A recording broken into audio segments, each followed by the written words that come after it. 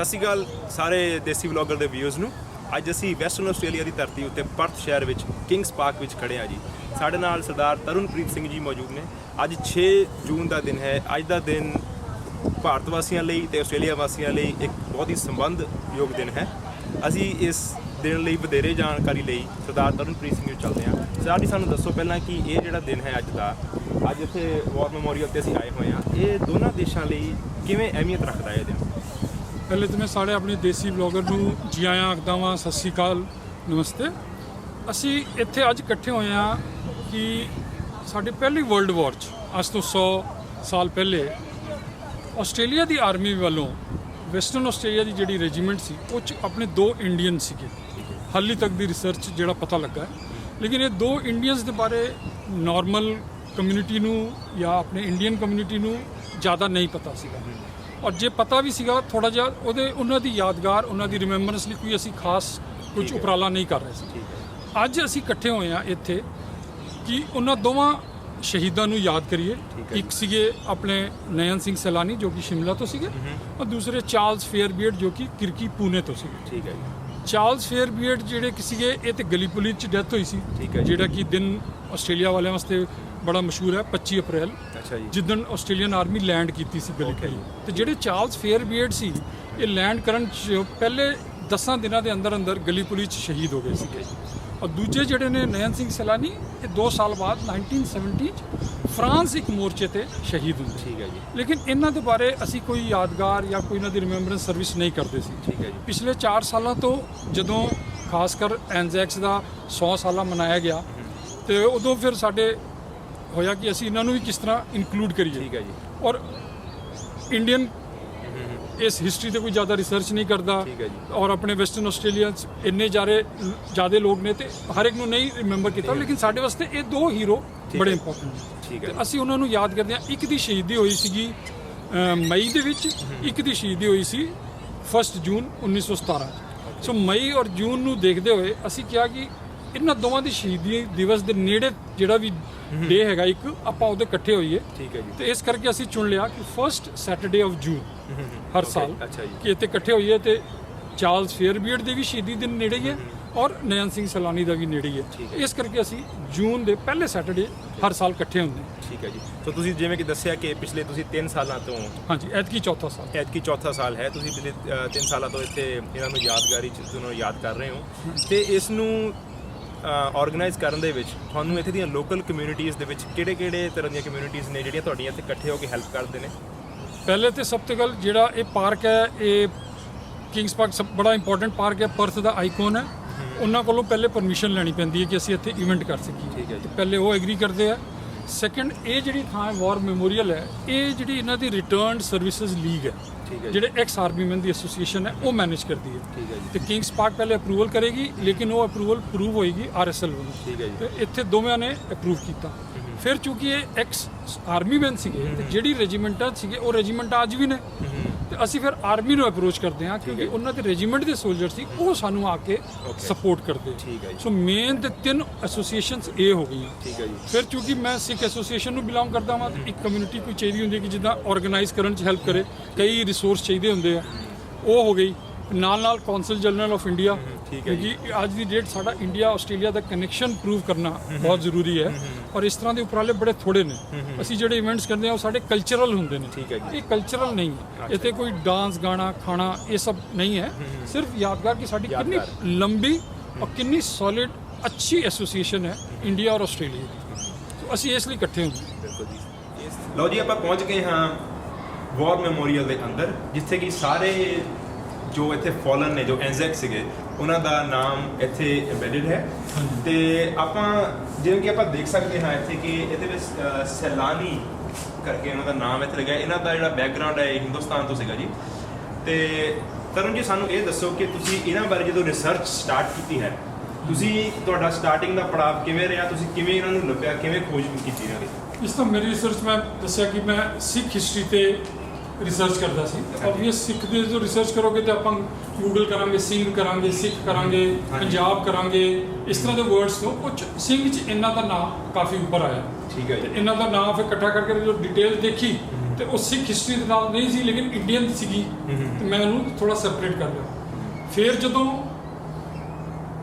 2017 4 ਸਾਲ ਪਹਿਲੇ 3 ਸਾਲ ਪਹਿਲੇ ਜਦੋਂ 100th ਐਨੀਵਰਸਰੀ ਮਨਾਈ ਗਈ ਇੱਥੇ ਆਸਟ੍ਰੇਲੀਆ 'ਚ, ਤੇ ਉਦੋਂ ਹੋਇਆ ਕਿ ਇਹਨਾਂ ਨੂੰ ਅਸੀਂ ਕਿਸ ਤਰ੍ਹਾਂ ਹਾਈਲਾਈਟ ਕੀਤਾ ਜਾਏ। ਠੀਕ ਹੈ ਜੀ। ਤੇ ਉਹ ਰਿਸਰਚ ਵੀ ਹੋਇਆ ਤੇ ਮੈਂ ਫਿਰ ਇੱਥੇ ਕਿੰਗਸ ਪਾਰਕ ਵਾਲਿਆਂ ਨੂੰ ਪੁੱਛਿਆ ਤਾਂ ਉਹਨਾਂ ਨੇ ਕਿਹਾ ਕਿ ਹਾਂ ਐਲੀਜੀਬਲ ਹੈਗਾ, ਅੱਛਾ ਜੀ, ਤੁਸੀਂ ਕਰ ਸਕਦੇ ਹੋ। ਠੀਕ ਹੈ। ਫਿਰ ਇੱਥੇ ਆ ਕੇ ਮੈਂ ਲੱਭਿਆ ਕਿ ਇੱਥੇ ਹੁਣ ਇਹ ਜਿਹੜੇ ਨਾਂ ਲਿਖੇ ਹੋਏ ਨੇ ਬਟਾਲੀਅਨ ਵਾਈਜ਼ ਨੇ। ਅੱਛਾ। ਫਿਰ ਮੈਂ ਦੇਖਿਆ ਕਿ ਨੈਣ ਸਿੰਘ ਸੈਲਾਨੀ 44th ਬਟਾਲੀਅਨ ਚੋਂ ਸੀਗੇ ਤੇ ਅਸੀਂ ਫਿਰ 44th ਬਟਾਲੀਅਨ ਦੀ ਲਿਸਟ 'ਚ ਆਏ ਤੇ ਮੈਂ ਸਿੰਘ ਸਰਚ ਕਰੀ ਗਿਆ ਜਾਂ ਨੈਣ ਸਰਚ ਕਰੀ ਗਿਆ, ਫਿਰ ਨਹੀਂ ਲੱਭਾ। ਫਿਰ ਜਦੋਂ ਰਿਸਰਚ ਕਰਦੇ ਫਿਰ ਆਇਆ ਕਿ ਨਹੀਂ ਸੈਲਾਨੀ ਲੱਭੀ ਹੈ ਤੇ ਸੈਲਾਨੀ ਫਿਰ ਆ ਨਾਂ ਦਿਸ ਗਿਆ ਕਿ ਹਾਂ ਇੱਥੇ ਲਿਖਿਆ ਹੋਇਆ ਹੈ ਇਸ ਮੈਮੋਰੀਅਲ 'ਚ।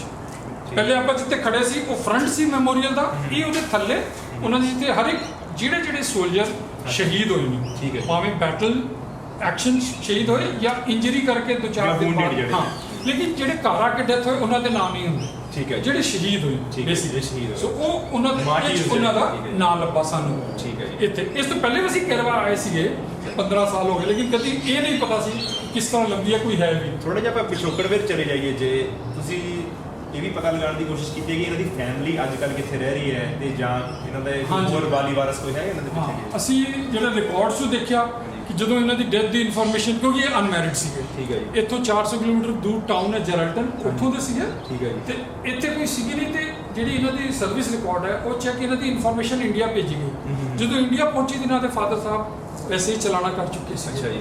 ਤੇ ਮਦਰ ਜਿਹੜੀ ਹੈ ਉਹ ਆਪਣੇ ਪੇਕੇ ਜਾ ਚੁੱਕੀ ਸੀ ਤੇ ਉਸ ਪਿੰਡ 'ਚ ਕੁਝ ਨਹੀਂ ਸੀਗਾ, ਲੇਕਿਨ ਕਿਸੇ ਤਰੀਕੇ ਨਾਲ ਉਹਨਾਂ ਨੇ ਮਦਰ ਨੂੰ ਟੱਚ ਵਿੱਚ ਲਿਆ। ਠੀਕ ਹੈ। ਲੇਕਿਨ ਮਦਰ ਹੁਣ ਆਪਣੇ ਇੰਡੀਆ 'ਚ ਉਸ ਜ਼ਮਾਨੇ 'ਚ ਪਿੰਡਾਂ 'ਚ ਲੇਡੀ ਹੈ, ਉਹਨਾਂ ਨੇ ਅੱਗੇ ਸ਼ਾਇਦ ਇੱਥੇ ਕੁਝ ਨਹੀਂ ਕੀਤਾ। ਠੀਕ ਹੈ ਜੀ। ਸੋ ਫਿਰ ਇੱਥੇ ਉਹਨਾਂ ਦਾ ਨਾਮ ਬਸ ਇੱਥੇ ਇਨਸਕ੍ਰਾਈਬਡ ਰਿਹਾ, ਰਿਕਾਰਡਸ 'ਚ ਰਹਿ ਗਿਆ, ਹਿਸਟਰੀ 'ਚ ਕਦੀ ਉੱਪਰ ਨਹੀਂ ਆਇਆ। ਠੀਕ ਹੈ। ਤੇ ਹੁਣ ਫਿਰ ਅਸੀਂ ਜਦੋਂ ਰਿਸਰਚ ਕੀਤੀ, ਅਸੀਂ ਕਿਹਾ ਨਹੀਂ, ਇਹ ਜਿਹੜਾ ਸਾਡਾ ਹੀਰੋ ਹੈ ਇਹਨੂੰ ਹੀ ਡਿਜ਼ਰਵਸ ਮੋਰ, ਹੀ ਡਿਜ਼ਰਵਸ ਰਿਕਗਨੀਸ਼ਨ, ਹੀ ਡਿਜ਼ਰਵਸ ਰਿਸਪੈਕਟ। ਅਸੀਂ ਉਹ ਦੇਣ ਦੀ ਕੋਸ਼ਿਸ਼ ਕਰਦੇ ਪਏ ਹਾਂ ਕਿ ਹੌਲੀ ਹੌਲੀ ਜਿਹੜਾ ਇਵੈਂਟ ਹੈ ਇਹਨੂੰ ਹੋਰ ਵੱਡਾ ਕਰੀਏ। ਆਪਾਂ ਜਦੋਂ ਰਿਕਗਨੀਸ਼ਨ ਔਰ ਰਿਸਪੈਕਟ ਦੀ ਗੱਲ ਕਰਦੇ ਹਾਂ, ਇਹ ਸਾਰੇ ਇੰਡੀਅਨ ਕਮਿਊਨਿਟੀ ਦੀ ਡਿਊਟੀ ਬਣਦੀ ਹੈ ਕਿ ਇਹਨਾਂ ਨੂੰ ਰਿਸਪੈਕਟ ਔਰ ਰਿਕਗਨੀਸ਼ਨ ਦਿੱਤੀ ਜਾਏ। ਇਸੇ ਰਿਸਪੈਕਟ ਨੂੰ ਅੱਗੇ ਵਧਾਉਂਦੇ ਹੋਏ ਫਿਰ ਅਸੀਂ ਪਹਿਲੇ ਤਾਂ ਇਵੈਂਟ ਕੀਤਾ, ਫਿਰ ਪਤਾ ਲੱਗਾ ਕਿ ਅਸੀਂ ਹੋਰ ਕੀ ਕਰ ਸਕਦੇ ਹਾਂ।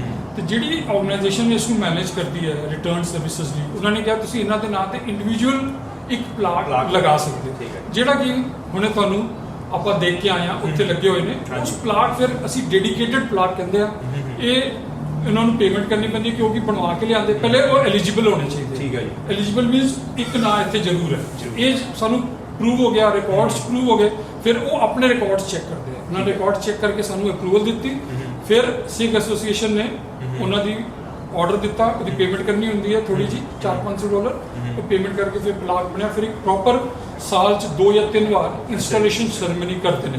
ਜਦੋਂ ਸਾਰੇ ਇਸ ਤਰ੍ਹਾਂ ਦੇ ਲੋਕ ਇਕੱਠੇ ਹੋ ਜਾਂਦੇ ਆ 5 7 10, ਤੇ ਉਹ ਫਿਰ ਅਸੀਂ ਪਲਾਟ 2017 ਜਦੋਂ 100th ਐਨੀਵਰਸਰੀ ਹੋਈ ਨੈਣ ਸਿੰਘ ਦੀ, ਅਸੀਂ ਉਹਨਾਂ ਦਾ ਲਵਾਇਆ। ਠੀਕ ਹੈ। ਤਰੁਣ ਜੀ, ਤੁਹਾਨੂੰ ਤੁਹਾਡੀ ਰਿਸਰਚ ਦੇ ਦੌਰਾਨ ਦੂਸਰੇ ਹਿੰਦੁਸਤਾਨੀ ਐਂਜ਼ੈਕ ਜਿਨ੍ਹਾਂ ਦਾ ਕਿ ਨਾਮ ਚਾਰਲਸ ਹੈਨਰੀ ਫੇਅਰਬੇਟ ਸੀਗਾ, ਤੁਸੀਂ ਉਹਨਾਂ ਬਾਰੇ ਵੀ ਥੋੜੀ ਜਾਣਕਾਰੀ ਲਈ ਹੈ, ਸਾਨੂੰ ਉਹਨਾਂ ਬਾਰੇ ਥੋੜਾ ਜਿਹਾ ਦੱਸੋ। ਜਦੋਂ ਆਪਾਂ ਨੂੰ ਪਤਾ ਲੱਗਾ ਕਿ ਨੈਣ ਸਿੰਘ ਸੈਲਾਨੀ ਦਾ ਤੇ ਉਹ ਰਿਕਾਰਡਸ ਆਰਮੀ ਦੇ, ਆਸਟ੍ਰੇਲੀਅਨ ਆਰਮੀ ਦੇ ਰਿਕਾਰਡਸ ਹੈ, ਆਸਟ੍ਰੇਲੀਅਨ ਆਰਮੀ ਦੀ ਵੈਬਸਾਈਟ ਹੈਗੀ ਹੈ awm.gov.au, ਉੱਤੇ ਸਾਰਿਆਂ ਦੇ ਰਿਕਾਰਡਸ ਪਏ ਹੋਏ ਆ। ਫਿਰ ਲੇਕਿਨ ਰਿਕਾਰਡਸ ਨੂੰ ਇੱਕ ਇੱਕ ਕਰਕੇ ਚੈੱਕ ਕਰਨਾ ਪੈਂਦਾ ਹੈ। ਕਈ ਵਾਰ ਰੈਂਡਮ ਤੁਸੀਂ ਉਹ 'ਚੋਂ ਸਿਲੈਕਟਿਵ ਸਰਚਿੰਗ ਕਰ ਸਕਦੇ ਹੋ। ਤਾਂ ਉਹ ਸਿਲੈਕਟਿਵ ਸਰਚਿੰਗ ਤੋਂ ਮੈਨੂੰ ਇਹਨਾਂ ਦਾ ਚਾਰਲਸ ਹੈਨਰੀ ਫੇਅਰਬੀਅਰਡ ਦਾ ਵੀ ਨਾਂ ਸਾਹਮਣੇ ਆਇਆ, ਪਤਾ ਲੱਗਾ ਕਿਉਂਕਿ ਇਹਨਾਂ ਦੇ ਇੱਕ ਰਿਕਾਰਡ 'ਚ ਇੰਡੀਆ ਲਿਖਿਆ ਹੋਇਆ ਸੀ। ਅੱਛਾ ਜੀ। ਫਿਰ ਇੰਡੀਆ ਤੋਂ ਸਰਚ ਕੀਤਾ ਤਾਂ ਦੇਖਿਆ ਹੀ ਵਾਸ ਬੋਰਨ ਇਨ ਕਿਰਕੀ, ਪੁਣੇ, ਮਹਾਰਾਸ਼ਟਰ ਤੋਂ। ਇਹਨਾਂ ਦੇ ਫਾਦਰ ਵੀ ਇੰਡੀਆ ਦੇ ਆਰਮੀ 'ਚ ਸੀਗੇ।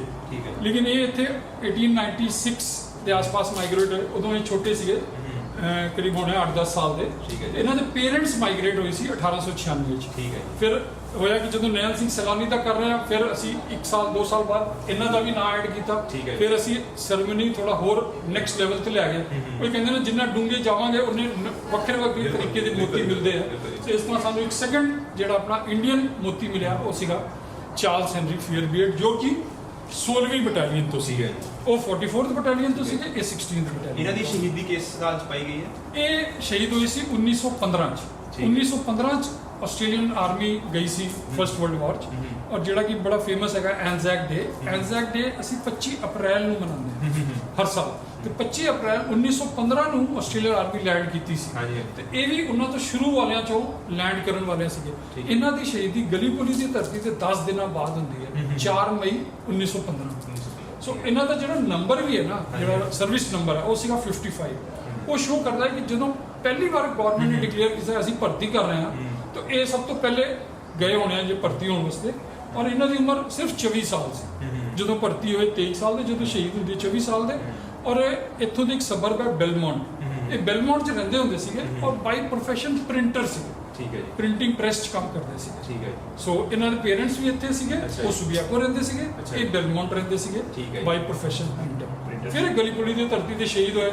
ਅੱਗੇ ਕੁਝ ਖਾਸ ਇਹਨਾਂ ਦੇ ਬਾਰੇ ਨਹੀਂ ਪਤਾ, ਰਿਕਾਰਡ ਸੀਗਾ, ਲੇਕਿਨ ਅਸੀਂ ਫਿਰ ਇਹ ਡਿਊਟੀ ਸਮਝੀ ਕਿ ਅਸੀਂ ਇਹਨਾਂ ਨੂੰ ਵੀ ਰਿਕਗਨਾਈਜ਼ ਔਰ ਰਿਸਪੈਕਟ ਕਰੀਏ, ਤੇ ਇਹਨਾਂ ਦਾ ਵੀ ਪਲਾਕ ਲਵਾਇਆ ਉੱਥੇ ਜਿੱਦਾਂ ਆਪਾਂ ਪਹਿਲੇ ਦੇਖਿਆ ਸੀ, ਔਰ ਫਿਰ ਜਿਹੜਾ ਨਾਂ ਇੱਥੇ ਲਿਸਟ ਤੇ ਆਪਾਂ ਲੱਭ ਲਿਆ। ਠੀਕ ਹੈ। ਸੋ ਦੋਸਤੋ, ਅਖੀਰ ਦੇ ਵਿੱਚ ਸਾਡਾ ਇਹੀ ਪੈਗਾਮ ਸਾਡੇ ਪੰਜਾਬੀਆਂ ਦੇ, ਹਿੰਦੁਸਤਾਨੀਆਂ ਦੇ ਨਾਮ ਇਹ ਹੈ ਕਿ ਸਾਡੇ ਜਿਹੜੇ ਪੁਰਖੇ ਸੀਗੇ, ਸਾਡੇ ਜਿਹੜੇ ਹਿਸਟਰੀ ਦੇ ਜਿਹੜੇ ਲੋਕ ਇੱਥੇ ਆ ਰਹੇ ਨੇ, ਉਹਨਾਂ ਦਾ ਬਹੁਤ ਯੋਗਦਾਨ ਹੈ ਆਸਟ੍ਰੇਲੀਅਨ ਹਿਸਟਰੀ ਦੇ ਵਿੱਚ, ਐਨਜ਼ੈਕ ਦੇ ਵਿੱਚ।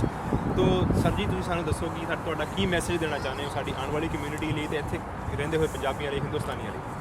ਜਿਸ ਤਰ੍ਹਾਂ ਹੁਣ ਅਸੀਂ ਆਸਟ੍ਰੇਲੀਅਨ ਸਿਟੀਜ਼ਨਸ ਹੋ ਗਏ ਹਾਂ, ਸਾਡੀ ਫਿਊਚਰ ਜਨਰੇਸ਼ਨ ਆਸਟ੍ਰੇਲੀਅਨ ਰਹੇਗੀ ਜਾਂ ਫਿਰ ਕਿਤੇ ਹੋਰ ਕਿਸੇ ਕੰਟਰੀ ਮੂਵ ਕਰਦੇ, ਲੇਕਿਨ ਜਿੰਨਾ ਚਿਰ ਅਸੀਂ ਹੈਗੇ ਹਾਂ, ਅਸੀਂ as a responsible citizens both Indian background, ਆਪਣੀ ਇੰਡੀਅਨ ਹਿਸਟਰੀ, ਇੰਡੀਅਨ ਹੈਰੀਟੇਜ ਦੇਖਦੇ ਹੋਏ ਔਰ ਆਸਟ੍ਰੇਲੀਆ 'ਚ ਰਹਿ ਰਹੇ ਹਾਂ, ਤੇ ਆਸਟ੍ਰੇਲੀਅਨ ਦੋਵਾਂ ਨੂੰ ਕੰਬਾਈਨ ਕਰਕੇ ਫਿਊਚਰ ਜਨਰੇਸ਼ਨਸ ਲਈ ਦੱਸੀਏ ਕਿ ਸਾਡੀ ਇਸ ਤਰ੍ਹਾਂ ਦੇ ਜਿਹੜੇ ਹੀਰੋਜ਼ ਆਏ ਕੀ ਕਰਕੇ ਗਏ, ਇੱਥੋਂ ਦੀ ਲੋਕਲ ਕਮਿਊਨਿਟੀ ਨੇ ਕਿਸ ਤਰ੍ਹਾਂ ਰਿਕੋਗਨਾਈਜ਼ ਕੀਤਾ, ਤਾਂ ਕਿ ਉਹ ਵੀ ਇੱਥੋਂ ਇੰਸਪਾਇਰ ਹੋ ਕੇ ਇਸ ਤਰੀਕੇ ਦੇ ਕੰਮ ਕਰਨ ਦਾ ਮਤਲਬ ਸੁਸਾਇਟੀ 'ਚ ਯੂਸਫੁਲ ਹੋਣ। ਰਿਸਪੌਂਸਿਬਿਲਿਟੀ ਆਪਣੀ ਜਦੋਂ ਲੋੜ ਪਈ, ਜਿੱਦਾਂ ਹੁਣ ਅਸੀਂ ਖੜੇ ਹਾਂ ਅੱਜ 2020 'ਚ, ਇੱਥੇ ਕੋਵਿਡ-19 ਸੀਗਾ, ਅੱਜ ਪਹਿਲਾ ਦਿਨ ਹੈ, ਇੱਥੇ ਰੂਲਸ ਰਿਲੈਕਸ ਹੋਏ, 100 ਬੰਦੇ ਇੱਕ ਆਊਟਡੋਰ ਮੀਟਿੰਗ ਲਈ ਅਪਰੂਵ ਹੋਏ ਨੇ, ਤੇ ਅੱਜ ਸ਼ਾਇਦ ਪਹਿਲਾ ਸਾਡਾ ਹੀ ਇਵੈਂਟ ਹੈ ਅੱਜ ਇੱਥੇ ਹੋ ਰਿਹਾ ਪਰਥ ਵਿੱਚ।